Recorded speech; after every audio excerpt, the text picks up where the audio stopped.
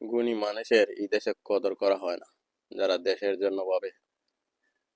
ইতিহাস রয়েছে, অনেকে মারা গেছেন, যারা দেশের জন্য ভাবছেন তারাই মারা গেছে। গুণীজনকে যখন সম্মান করা হয় না, কদর করা হয় না, আর কোনো গুণীজন এই দেশের জন্ম হয় না।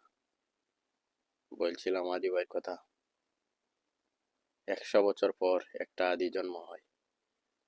এ হাদি মারা গেল, প্রকাশ্যে গুলি করে মারা হলো হাদি ভাইকে।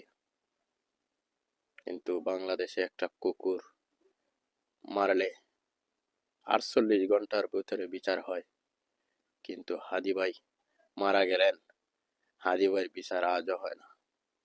সামনে হবে কি না জানি না, কিন্তু হাদি ভাই বলে গিয়েছিলেন, যদি আমি মারা যাই আমার বিচারটা যেন বাংলাদেশে হয়, তাহলে আরো হাদি আমার হয়ে কথা বলবে। এক হাদি মারা গেলে হাজার হাদি জন্ম নেবে, কিন্তু হাদি হত্যার বিচার যদি আজও হয় না, তাহলে হাদি আর জন্ম নেবে না, জন্ম নেবে শুটার ফয়সল।